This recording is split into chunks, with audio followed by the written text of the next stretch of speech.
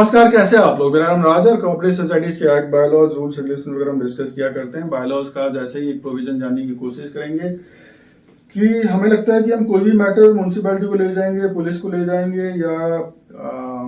किसी और अथॉरिटी के पास में लेके जाएंगे और हमको मालूम नहीं रहता कि कौन सा चीज कहाँ पे लेके जाना है। म्यूनसिपैलिटी के पास हम कोई भी चीज लेके चले जाते हैं, ठीक है। तो ऐसा नहीं होगा। कौन कौन से चीज बायलॉज के हिसाब से हम म्यूनसिपैलिटी या म्यूनसिपल अथॉरिटीज या म्यूनसिपल कॉरपोरेशन के पास में लेके जा सकते हैं, ये हमें मालूम होना चाहिए। ऐसे जो मैटर्स हैं ये सोसाइटी मैनेजिंग कमेटी भी लेके जा सकती है, सोसाइटी के मेंबर्स भी लेके जा सकते हैं, या फिर ऐसा कोई भी लेके जा सकता है जो किसी फ्लैट का ऑक्यूपायर है, मतलब वहां पे रहता है, ठीक है। तो सबसे पहले तो जैसे इंपॉर्टेंट है कि अनऑथराइज कंस्ट्रक्शन वगैरह, एडिशन वगैरह, ऑल्ट्रेशन वगैरह, जो आपका सैंक्शन प्लान है, जो आपका फ्लैट का है, पता चला आपने हवा में एक दो फ्लोर और निकाल दिया और उसी फ्लोर में दूसरों की जो फ्लैट्स है उनकी सेफ्टी या उनकी स्टेबिलिटी या उनका स्ट्रक्चर तो एक ही है ना, और उसके ऊपर आपने, ठीक है, इलीगली कुछ अगर एक्सटेंशन किया तो लोड फ्लोर में हर दिशा में आएगी। तो जहां पे ऐसे इलीगल कंस्ट्रक्शन हो रहा है, अनऑथराइज इलीगल कंस्ट्रक्शन हो रहा है, तो ऐसे चीज चाहे बिल्डिंग बनने के टाइम में या बिल्डिंग बन जाने के बाद में, सोसाइटी फॉर्मेशन के बाद में, सारी केसेस में, या आप कोई चेंजेस कर रहे हो घर के अंदर, जो सैंक्शन प्लान है उसी में आप कुछ चेंजेस कर रहे हो मगर आप कोई एक्सटेंशन नहीं कर रहे हो, तो ये सारे जो मैटर है कोई भी कंप्लेन कर सकता है, ठीक है। नॉट नेसेसरली आपके सामने वाला करेगा, दूसरे बिल्डिंग का कोई भी कर सकता है, या सोसाइटी मैनेजिंग कमेटी भी कर सकती है, क्योंकि सोसाइटी मैनेजिंग कमेटी उनको राइट्स नहीं है उसको तुड़वाने का या कुछ ऐसा एक्शन लेने का।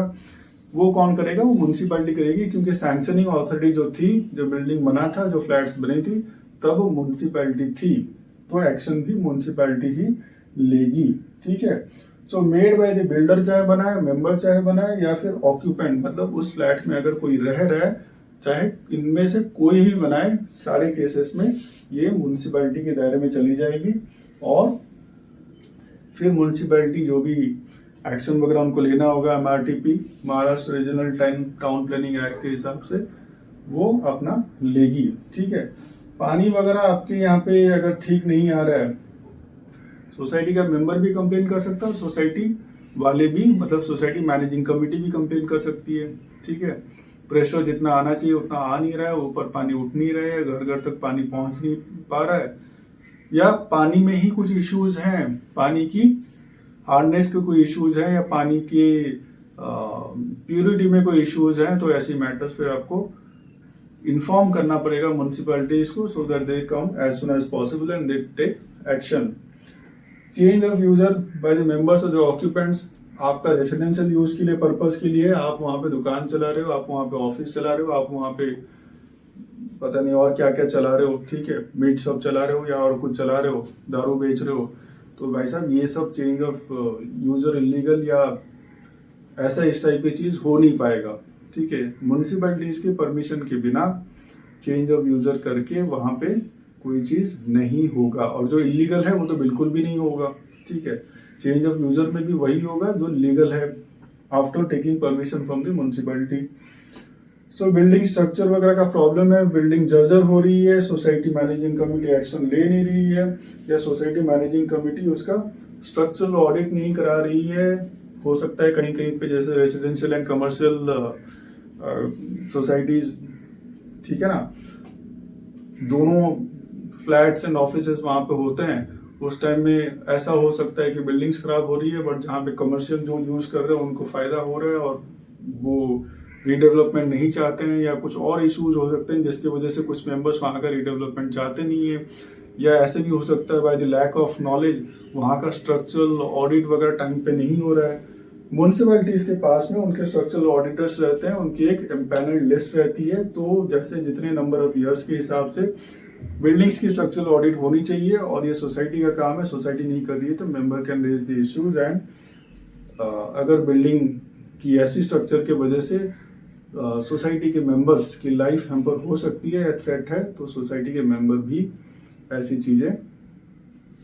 म्यूनसिपैलिटी के सामने ला सकते हैं, ठीक है।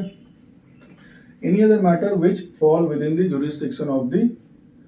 कॉरपोरेशन और दी लोकल अथॉरिटी मतलब वार्ड ऑफिसेस, वो भी म्यूनसिपैलिटी के अंडर में आता है। जो भी म्यूनसिपल कॉरपोरेशन रहता है, जैसे उसके अंडर में 4, 5, 6, 8, 10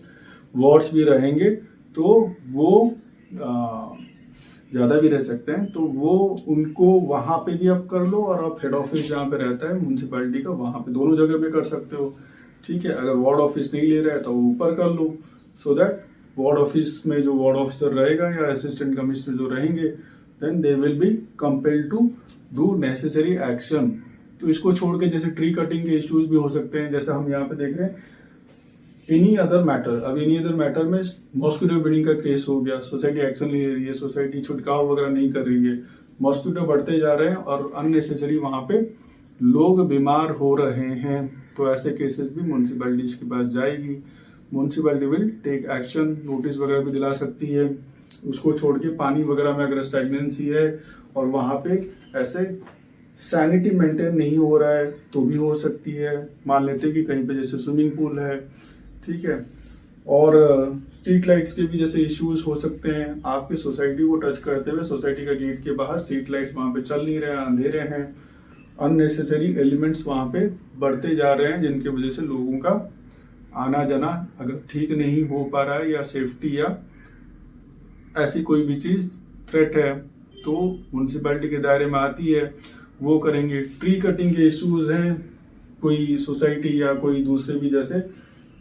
जो एक्सपेक्टेड नहीं है उस हिसाब से ट्री वगैरह कटिंग करते जा रहे हैं, ठीक है, पूरा जड़ से ही काट दे रहे हैं, या उसे ट्रिम नहीं कर रहे हैं, या कुछ जो भी लीगली परमिटेड नहीं है वैसे कर रहे हैं, तो ऐसे केसेस भी म्यूनसिपैलिटीज को एड्रेस किया जा सकता है। और भी बहुत सारी चीज ऐसे हो सकते हैं जो म्यूनसिपैलिटीज को एड्रेस किया जा सकता है।